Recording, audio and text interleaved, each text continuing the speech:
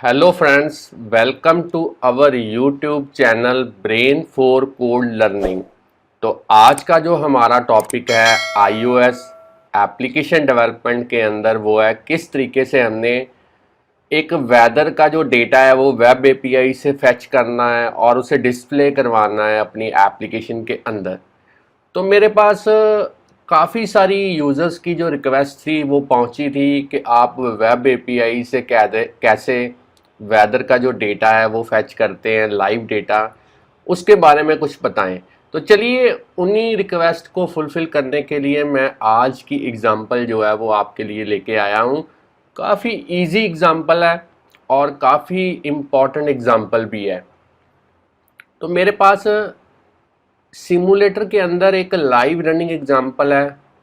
चलिए आप देख सकते हैं यहाँ पे एक एप्लीकेशन का जो डिज़ाइन है पहले से ही मैंने प्रिपेयर करके रखा हुआ था और ऊपर आप इमेज देख सकते हैं, लिखा हुआ है वेदर अपडेट। और लास्ट जो अपडेट हुई है वेदर की वो आप डेट एंड टाइम आप इस लेबल के अंदर देख सकते हैं। और जो मैंने रीजन यूज़ किया है वेदर डेटा फैच करने के लिए वो मैंने किया है दिल्ली, इंडिया के अंदर। तो इस टाइम पे आप उसका जो टेम्परेचर है वो देख सकते हैं, विंड की जो स्पीड है वो भी आप देख सकते हैं, ह्यूमिडिटी आप यहाँ पे देख सकते हैं। और जैसे हम रिफ्रेश करेंगे जब भी डेटा नया अपडेट होगा तो ऑटोमेटिकली यहाँ पे डेट एंड टाइम जो है वो चेंज हो जाएगी और नया जो भी टेम्परेचर होगा या वेदर के रिलेटेड जो भी डिटेल होगी वो यहाँ पे जो है वो डिस्प्ले हो जाएगी। तो ये है हमारी आज की एग्जांपल। और अगर बात करें वेब एपीआई की तो आप देख सकते हैं यहाँ पे एक वेबसाइट है मेरे पास weatherapi.com। इस पे जाइए, आपने साइन अप करना है और उसके बाद में लॉगिन करना है। और जैसे ही आप लॉगिन करेंगे उसके बाद में आपको एक एपीआई की जो है वो यूज़ करने के लिए मिलेगी। उसी की हेल्प के साथ आप वेब एपीआई को जो है असेस कर पाएंगे। मैं आपको दिखा देता हूँ। इस तरीके का एक लिंक प्रोवाइड करेगी वेबसाइट, देख सकते हैं। और साथ में आपकी इस तरीके से एक की जो है वो अटैच हो जाएगी। और जो मैंने यहाँ पे कंट्री यूज़ की है वो की है इंडिया। और बाकी पैरामीटर्स को मैंने यूज़ नहीं किया क्योंकि मैं बिगिनर लेवल पे आपको बताना चाहता था कि कैसे आप वेब एपीआई से जो वेदर का डेटा है उसको फैच कर सकते हैं। अगर आप साइन अप नहीं भी करना चाहते हैं तब भी कोई प्रॉब्लम नहीं है, आप मेरे वाली की को ही यूज़ कर सकते हैं ताकि आपको पता चल पाए कि इस एप्लीकेशन को कैसे आपने ईज़िली डेवलप करना है।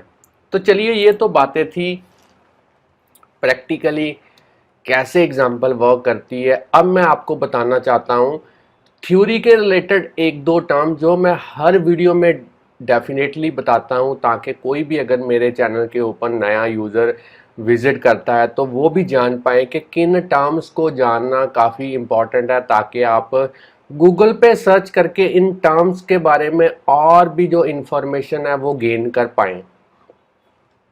क्योंकि टाइम की लिमिट थोड़ी कम होने के कारण मैं हर एक कंसेप्ट को फुली डिटेल में नहीं बता पाता। तो चलिए फिर भी जो टर्म्स के रिलेटेड थोड़ी सी थ्योरी है वो मैं आपको बता देता हूँ। तो सबसे पहला जो टर्म हमारी इस एग्जांपल में यूज़ हुई है वो है जेसन।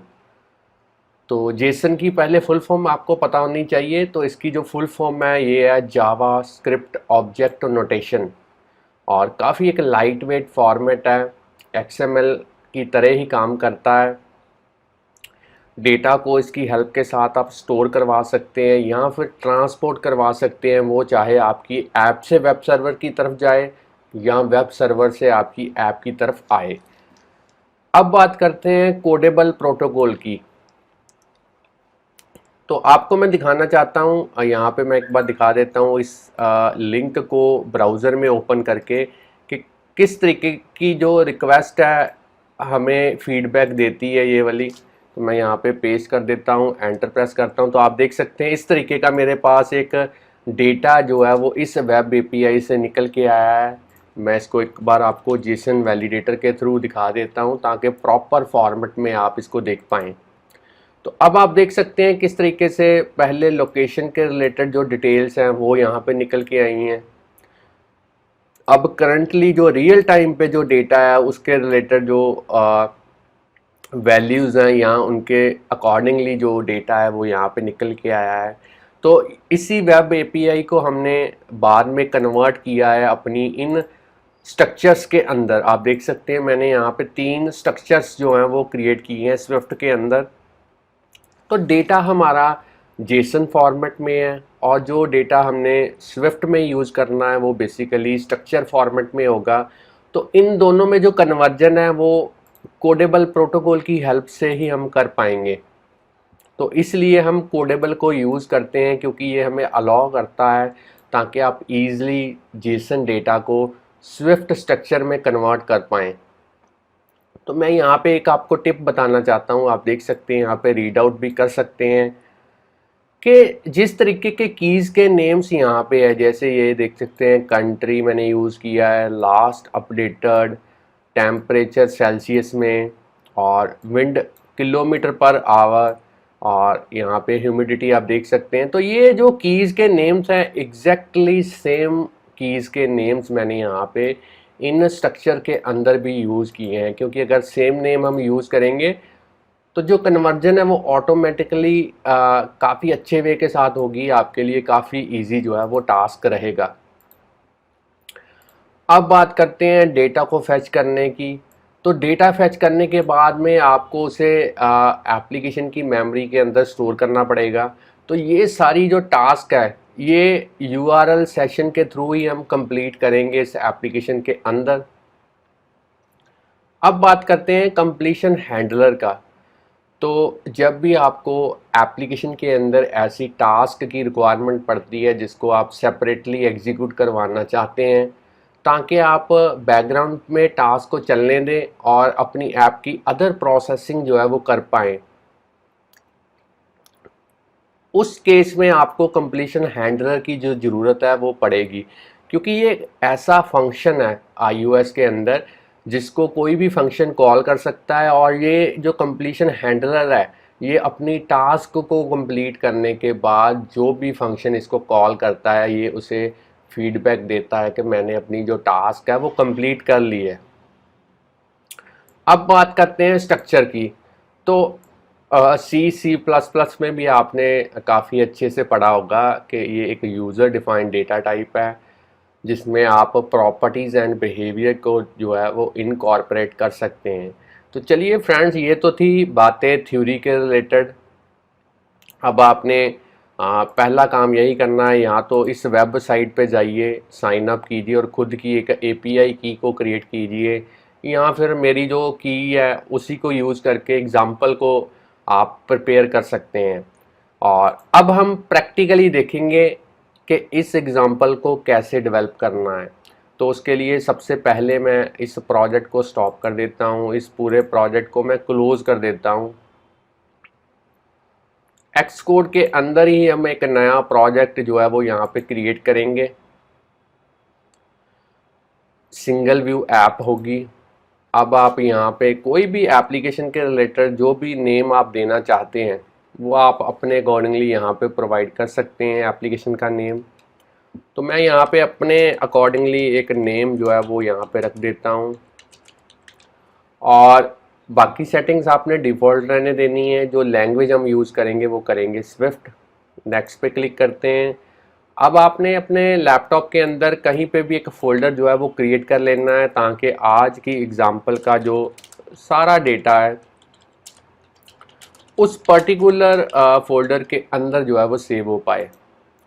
तो मैंने इस तरीके से फ़ोल्डर के अंदर पूरे का पूरा प्रोजेक्ट जो है वो क्रिएट कर दिया है। अब आप देख सकते हैं मेरी जो ऐप है वो क्रिएट हो चुकी है, प्रोजेक्ट यहाँ पे क्रिएट हो चुका है। बिल्ड सेटिंग्स के अंदर आप देख सकते हैं स्विफ्ट का वर्जन है 5, और अगर बात करें एक्सकोड की तो ये है 10.2.1। अगर आपके पास इससे भी हायर वर्जन है तब भी आप इस एग्ज़ाम्पल को इसी वे के साथ जो है वो डेवलप कर पाएंगे। और जो मेरे पास लैपटॉप है ये है मैकबुक एयर। तो फ्रेंड्स, इम्प्लीमेंट करने से पहले मैं आपको बताना चाहता हूँ, अगर आप इस चैनल के ऊपर नए हैं, चैनल की वीडियो पहली बार देख रहे हैं, तो जल्दी से इस चैनल को सब्सक्राइब कर लें, क्योंकि इस चैनल के ऊपर हम डेली प्रोग्रामिंग के रिलेटेड जो वीडियो ट्यूटोरियल्स हैं उनके जो सबसे बढ़िया मेथड्स हैं वो अपलोड करते रहते हैं, जिससे आपको प्रोग्रामिंग सीखने और समझने में काफ़ी हेल्प मिलेगी।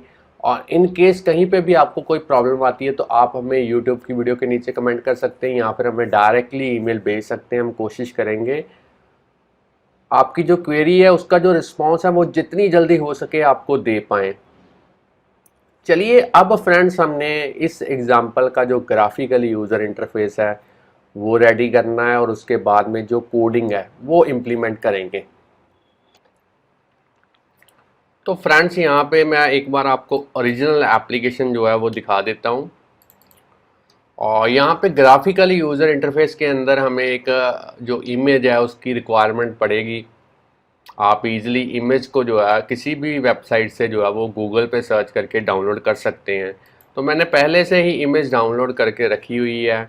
आपको इस असेस्ड फोल्डर के अंदर इमेज को यहाँ पे लेके आना है। तो मैं यहाँ पे दिखा देता हूँ इमेज मेरी कहाँ पे पड़ी हुई है। तो इसको मैं थोड़ा सा और कम कर देता हूँ, इसको मिनिमाइज कर देते हैं। और यहाँ पे आप देख सकते हैं मैंने ये वाली इमेज जो है इसको ड्रैग एंड ड्रॉप करना है अपने असेस्ड फोल्डर के अंदर। तो इमेज मेरी वेदर नेम से जो है वो यहाँ पे आ चुकी है। अब मैंने मेन डॉट स्टोरी बोर्ड में जाना है और यहाँ पे ग्राफिकल यूज़र इंटरफेस जो है वो रेडी करना है। तो इस ऑब्जेक्ट लाइब्रेरी के थ्रू सबसे पहले मैं एक इमेज व्यू को यहाँ पे ड्रैग एंड ड्रॉप करता हूँ, और इसका जो साइज़ है वो आप अपने अकॉर्डिंगली कम या ज़्यादा कर सकते हैं। एट्रीब्यूट इंस्पेक्टर के अंदर जाने के बाद इसकी जो इमेज है वो यहाँ पे आप सेट कीजिए, जो इमेज आपने ड्रैग एंड ड्रॉप की थी। कंटेंट मोड में आप इसको स्केल टू फिल कीजिए ताकि ये पूरी स्पेस जो है उसको कवर अप कर पाए। अब हमने एक लेबल यहाँ पे यूज़ करना है, तो लेबल को मैं ड्रैग एंड ड्रॉप करूँगा यहाँ पे, और इसकी जो विड्थ है वो मैं इंक्रीज़ कर देता हूँ। आप चाहें तो इसका फॉन्ट भी कम या ज़्यादा कर सकते हैं अपने अकॉर्डिंगली। इसको मैं बोल्ड कर देता हूँ और इसकी अलाइनमेंट सेंटर में कर देते हैं, और यहाँ पे मैं लिख देता हूँ अपडेटेड। अब हमने इसी इमेज को इसी लेबल को कमांड सी से कॉपी पेस्ट करना है और नीचे इसको ड्रैग एंड ड्रॉप करना है। इसी तरीके से फिर से एक और इसी तरीके से एक और हमने यहाँ पे 5 लेबल्स और लेने हैं ताकि वेब एपीआई से जो डेटा मेरा असेस हो उसको मैं प्रॉपरली जो है वो डिस्प्ले करवा पाऊँ। तो इन पांचों ही लेबल्स को मैंने सेलेक्ट करना है।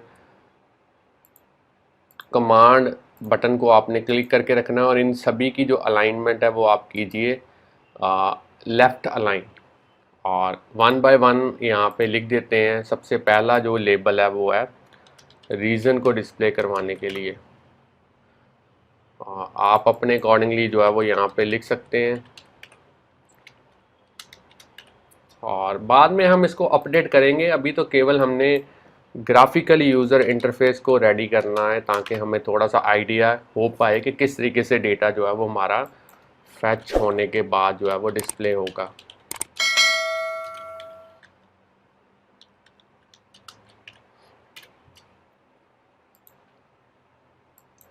यहाँ पे लिख देते हैं विंड किलोमीटर पर आवर, और लास्ट जो लेबल है उसमें हम लिखेंगे यहाँ पे ह्यूमिडिटी। चलिए अब आपने करना क्या है, अब आपने इन सभी एक और पहले यहाँ पे बटन ले लेते हैं ताकि डेटा को जब अपडेट करने की ज़रूरत पड़े, रिफ़्रेश करने की ज़रूरत पड़े, तो इस बटन को जो है यूज़र क्लिक करके डेटा को अपडेट करवा पाए। तो मैं इसको थोड़ा सा यहाँ पे लेके आता हूँ, और इसका जो बैकग्राउंड कलर है इस बटन का अपने अकॉर्डिंगली आप कर दें। टेक्स्ट कलर मैं यहाँ पे ब्लैक कर देता हूँ, फॉन्ट थोड़ा सा मैं इंक्रीज़ कर देता हूँ, यहाँ पे बोल्ड कर देता हूँ इसका स्टाइल, और यहाँ पे लिख देता हूँ रिफ्रेश। चलिए अब हमने इन सभी यूआई एलिमेंट्स को सिलेक्ट करना है और डायरेक्टली यहाँ पे जो भी मिसिंग कंस्ट्रेंट्स होंगे वो ऐड करने हैं। क्योंकि हमारा मेन फोकस कोडिंग की तरफ रहेगा, इसलिए मैंने इंडिविजुअली इनके ऊपर कंस्ट्रेंट्स अप्लाई नहीं किए, डायरेक्टली जो है वो यहाँ पे ऐड कर दिए हैं मिसिंग कंस्ट्रेंट, ताकि थोड़ा सा टाइम जो है वो हमारा बच पाए। अगला जो स्टेप है वो है हमने इन सभी यूआई एलिमेंट्स के जो आईबी आउटलेट्स हैं वो क्रिएट करने हैं, क्योंकि जब कोडिंग के अंदर हमें इन यूआई एलिमेंट्स में चेंजेस करनी पड़ेंगी तब हमें आईबी आउटलेट के थ्रू ही इनको असेस कर पाएंगे। तो आईबी आउटलेट असेस करने के लिए आपको पता ही है, मैं अपना फेवरेट मेथड जो है वही यूज़ करूँगा, असिस्टेंट एडिटर। यहाँ पे क्लिक करते हैं, साइड वाले पैनल्स को मैं हाइड कर देता हूँ। तो फ्रेंड्स, आप इस वीडियो या कोई भी मेरी वीडियो जो भी मैं अपलोड करता हूँ, अगर उसे आप देखते हैं तो मुझे कमेंट करके ज़रूर आप इसके बारे में बताया करें कि वीडियो कैसी है, क्योंकि इसी से हमें फीडबैक से ही हमें जो है मोटिवेशन मिलती है और आपका पता चलता है कि आप रेगुलरली जो है इस वीडियोज़ को जो है वो वॉच करके कुछ ना कुछ नया जो है वो सीख रहे हैं।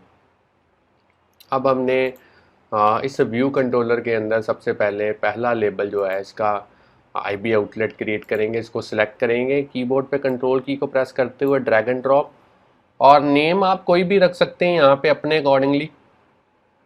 जो भी आईबी आउटलेट का नेम आप रखना चाहते हैं वो यहाँ पे रख सकते हैं। तो मैं यहाँ पे लिख देता हूँ अपने अकॉर्डिंगली अपडेट टाइम लेबल, और इसे कनेक्ट कर देते हैं। अब मैं सेकंड वाले लेबल को सिलेक्ट करता हूँ, drag and drop,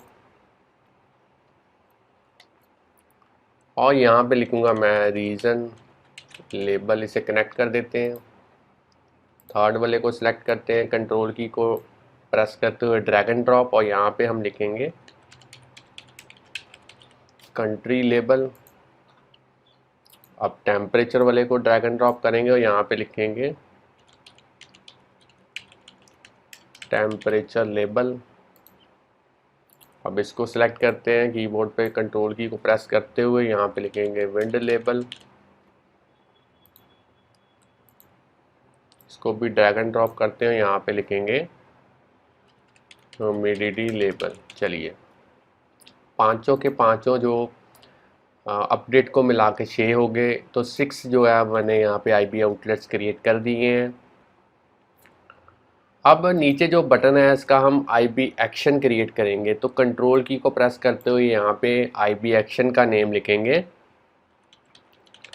refresh data, और इसे भी कनेक्ट कर देते हैं। तो फ्रेंड्स, आप देख सकते हैं IB outlet and IB action जो है वो दोनों ही बन चुके हैं यहाँ पे। अब मैं फिर से स्टैंडर्ड एडिटर के अंदर चलता हूँ, साइड वाले पैनल्स को अनहाइड करते हैं और सभी फाइल्स को एक बार मैं सेव कर देता हूँ, ताकि कोडिंग के वक्त इनमें कोई कन्फ्यूज़न, कोई रेफरेंस मेरी जो है वो छूट ना जाए। अब आप देख सकते हैं जो मेरी वेब एपीआई है वो ये है। आप चाहें तो मेरे वेब एपीआई की जो की है यहाँ पे, इसी को यूज़ कर सकते हैं, या फिर इस वेबसाइट में जाके साइन अप कीजिए फ्री ऑफ कॉस्ट, और आपको एक एपीआई की मिलेगी, उसको यूज़ करके आप जो है इस एग्ज़ाम्पल को प्रिपेयर कर सकते हैं। और यहाँ पे आप देख सकते हैं इस तरीके से मेरा जो डेटा है वो निकल के आया है। इसमें हमें 3 स्ट्रक्चर्स जो हैं वो क्रिएट करनी पड़ेगी। एक स्ट्रक्चर होगी इस करंट की के लिए, एक स्ट्रक्चर होगी इस लोकेशन की के लिए, और एक जो है मेरी कंप्लीट डेटा के लिए जो है वो स्ट्रक्चर होगी। तो अब हमने इन तीनों स्ट्रक्चर्स को क्रिएट करना है अपनी एप्लीकेशन के अंदर। तो फ्रेंड्स, यहाँ पे सबसे पहले हम क्रिएट करते हैं एक नई फाइल, और ये स्विफ्ट फाइल होगी। नेक्स्ट पे क्लिक करते हैं और इसका जो नेम है वो आप कोई भी रख सकते हैं। मैं यहाँ पे रख देता हूँ लोकेशन डेटा, और इसे क्रिएट कर देता हूँ। अब आप देख सकते हैं मैंने लोकेशन डेटा में से 2 वैल्यूज़ लेनी है, एक तो रीजन की वैल्यू, एक कंट्री की वैल्यू। तो इन दोनों को मैं यहाँ पे स्ट्रक्चर में डिक्लेयर करूँगा। नेम कोई भी रख सकते हैं आप, लोकेशन डेटा कोडेबल प्रोटोकॉल कन्वर्जन के लिए, और यहाँ पे मैं लिखूँगा रीजन। सेम कीज़ वाले नेम्स ही लिखूँगा, एग्जैक्ट स्पेलिंग आपने लिखने हैं। चलिए, पहली स्ट्रक्चर जो है वो मेरी क्रिएट हो चुकी है। अब मैंने एक और फाइल ऐड करनी है, स्विफ्ट फाइल होगी। अब मैं यहाँ पे यूज़ करूँगा करंट डेटा, और यहाँ पे आप देख सकते हैं करंट डेटा में से मैंने लेना है कौन कौन सी वैल्यूज़ लेनी है। एक तो लास्ट अपडेटेड की, टेम्परेचर यहाँ से पिक करना है। तो ये दो वैल्यूज़ जो है वो मेरी यहाँ पे करंट डेटा में से आएगी। और भी है वैल्यूज़, और मेरे पास है यहाँ पे विंड, किलोमीटर पर आवर और ह्यूमिडिटी। ये चारों ही हैं जो इस करंट स्ट्रक्चर के अंदर जो है वो हमको डिक्लेयर करनी पड़ेंगी।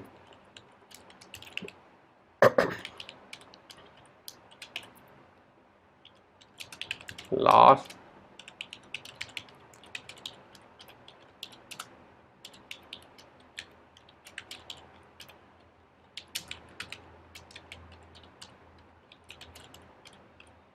इस तरीके से चारों ही जो प्रॉपर्टीज़ हैं वो मैंने डिक्लेयर कर दी हैं। जो ह्यूमिडिटी है ये बेसिकली इंटीजर टाइप की होगी, और जो टेम्परेचर है ये यहाँ पे फ्लोट टाइप का है। किलोमीटर पर आवर भी जो है फ्लोट टाइप का है। आप देख सकते हैं यहाँ पे इनकी वैल्यूज़ एक बार फिर से, विंड किलोमीटर पर आवर, और यहाँ पे टेम्परेचर भी आप देख सकते हैं फ्लोट वैल्यूज़ में है। अब हमने एक मेन स्ट्रक्चर जो है वो क्रिएट करनी है, तो चलिए इसको भी क्रिएट कर देते हैं। सारा कंप्लीट डेटा स्टोर करवाने के लिए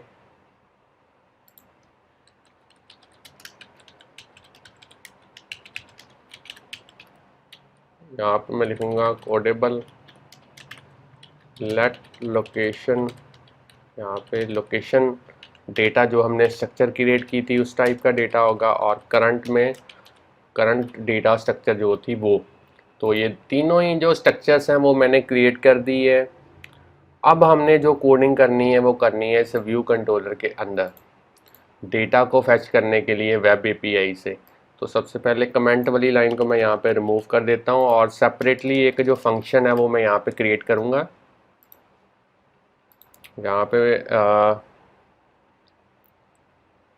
यहाँ पे क्रिएट करते हैं एक user defined function fetch data नाम का। नेम आप कोई भी रख सकते हैं, यूआरएल यहाँ पे लिखेंगे स्ट्रिंग। और अब आपने जो अपनी एपीआई की है इसको कॉपी करना है, इसका पूरा यूआरएल, और इसे यहाँ पे पेस्ट करना है स्ट्रिंग पैरामीटर के अंदर।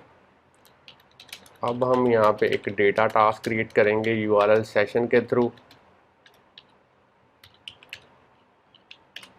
और सबसे पहले इसको हम पास करेंगे यूआरएल, पोस्टली अनरैप करेंगे। अब हमने कंप्लीशन हैंडलर को यूज़ करना है, और यहाँ पे सबसे लास्ट में इस डेटा टास्क को हमने करना है रिज्यूम। अब हमें इस कंप्लीशन हैंडलर के अंदर तीन तरीके का डेटा जो है वो प्रोसेस करना है, और अब हम गार्ड स्टेटमेंट यूज़ करेंगे, data equal to data, error equal to nil. और अगर डेटा वैलिडेट नहीं होता तो अब हम यहाँ पे एक एरर मैसेज जो है वो प्रिंट करवाएंगे,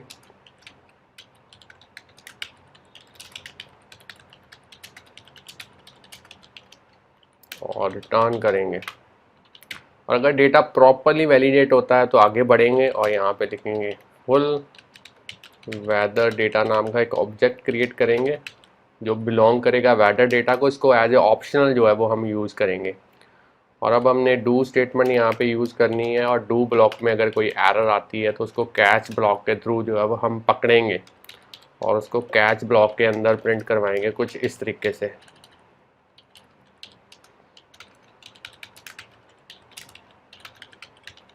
कोडिंग जेसन इनटू, और यहाँ पे हम स्ट्रिंग इंटरपोलेशन की हेल्प के साथ एरर को जो है वो डिस्प्ले करवाएंगे। और डू ब्लॉक के अंदर हम डेटा को डिकोड करेंगे इस तरीके से, और यहाँ पे लिखेंगे weather data dot self from data. जब हमारे पास डेटा डिकोड हो जाता है तो तब उस डेटा को हमने डिस्प्ले करवाना है अपने यूआई एलिमेंट्स के अंदर। तो उसके लिए अब हमें जब भी कंप्लीशन हैंडलर के अंदर किसी भी यूआई एलिमेंट्स में चेंजेस करना चाहते हैं तो तब हमें डिस्पैच क्यू को जो है वो यूज़ करना पड़ेगा और उसके मेन थ्रेड में जाके जो चेंजेस हैं वो करनी पड़ेंगी। तो इसके लिए मैं यहाँ पे डिस्पैच क्यू को यूज़ करूँगा और सिंक, और यहाँ पे चेंजेस हम करेंगे सेल्फ डॉट, सबसे पहले अपडेट टाइम लेबल के अंदर उसके टेक्स्ट प्रॉपर्टी को चेंज करेंगे और यहाँ पे स्ट्रिंग इंटरप्रेशन फिर से यूज़ करेंगे और लिखेंगे अपडेटेड, और यहाँ पे फुल वेदर डेटा से आएगा डेटा, कौन सी प्रॉपर्टी करंट उसकी प्रॉपर्टी है उसके अंदर जो एट्रीब्यूट है लास्ट अपडेटेड, इसको फैच करेंगे। अब हमने इसी वे के साथ रीजन लेबल के टेक्स्ट प्रॉपर्टी को सेट करना है, फिर से स्ट्रिंग इंटरप्रेशन यूज़ करेंगे।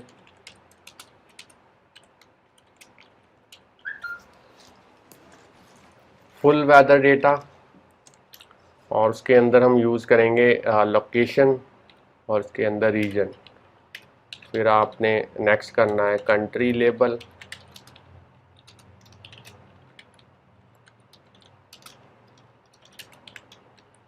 फिर से स्ट्रिंग इंटरप्रेशन,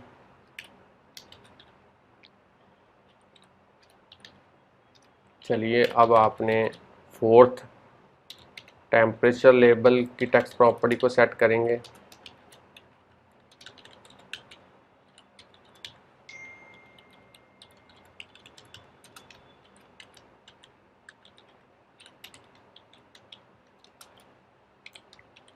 स्ट्रिंग इंटरप्रेशन को यूज़ करेंगे, टेम्परेचर अंडरस्कोर सी। अब आपने नेक्स्ट करना है ह्यूमिडिटी लेबल की टेक्स्ट प्रॉपर्टी को सेट, फिर से स्ट्रिंग इंटरप्रेशन,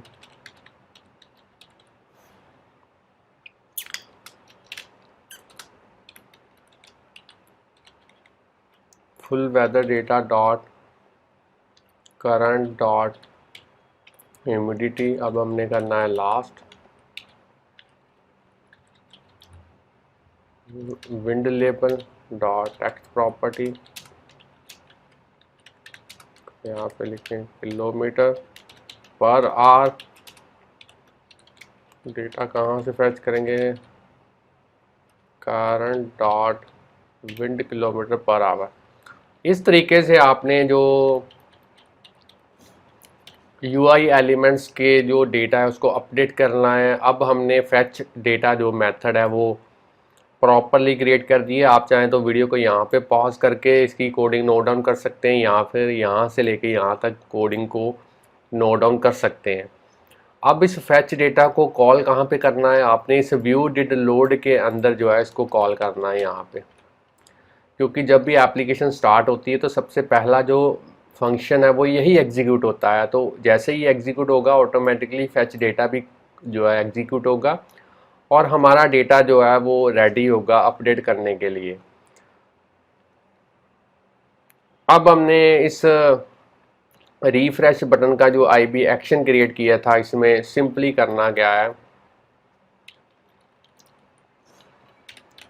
इसके अंदर जो है फैच डेटा को एक बार कॉल करना है। तो फ्रेंड्स मेरा जो ऐप है वो बिल्कुल रेडी है। अब मैं एक बार यहाँ पे थोड़ा सा ना कलर चेंज कर देता हूँ ताकि आपको पुरानी ऐप और नई ऐप में थोड़ा डिफरेंस जो है वो नज़र आ पाए। तो मैं बैकग्राउंड कलर जो है इसका येलो कर देता हूँ और पुरानी ऐप को यहाँ पे बंद कर देता हूँ। और अब हम इस ऐप को बिल्ड करेंगे एंड रन करेंगे और देखेंगे किस तरीके से ये ऐप जो है वो वर्क कर पाती है। तो आप देख सकते हैं मैंने ऐप को बिल्ड कर दिया और ये एरर फ्री जो है वो यहाँ पे बिल्ड हो चुकी है। अब इसकी आउटपुट देखते हैं किस तरीके से निकल के आती है और आप देख सकते हैं डेटा अपडेट होने के बाद प्रॉपरली यहाँ पे डिस्प्ले हो चुका है। रीजन आप देख सकते हैं दिल्ली, कंट्री इंडिया, टेम्परेचर भी आ चुका है और विंड की किलोमीटर पर आवर स्पीड भी आप देख सकते हैं, ह्यूमिडिटी भी देख सकते हैं। और जैसे थोड़े टाइम के बाद जैसे मैं रिफ्रेश करूँगा तो आप देखेंगे कि यहाँ पे जो अपडेट टाइम है वो 10 o'clock से जो है अब नया जो टाइम है वो आ जाएगा। तो फ्रेंड ये थी हमारी आज की एग्जांपल। इसमें हमने देखा कि कैसे हमने वेब एपीआई से जो डेटा है वो फैच करना है अपनी एप्लीकेशन के लिए। अगर आपको आज की एग्जांपल के बारे में नॉलेज मिल चुकी है कि कैसे वेदर API को यूज़ करके डेटा को हमने फैच करना है और प्रॉपरली एक ऐप प्रिपेयर करनी है। तो जल्दी से इस वीडियो को लाइक कीजिए। अगर और भी वीडियोस हमारे चैनल के ऊपर आप इसी तरीके से देखना चाहते हैं तो चैनल को सब्सक्राइब करना मत भूलिए, बेल आइकॉन को प्रेस कीजिए ताकि जैसे ही हम कोई नई वीडियो इस चैनल के ऊपर अपलोड करें तो उसका जो नोटिफिकेशन है वो आपके पास उसी टाइम पे जो है वो पहुंच पाए। तो चैनल के साथ बने रहिए, वीडियोस देखते रहिए, प्रोग्रामिंग सीखते रहिए। Thanks friends for watching our videos. मिलते हैं नेक्स्ट वीडियो के अंदर किसी नए टॉपिक के साथ। तब के लिए बाय बाय।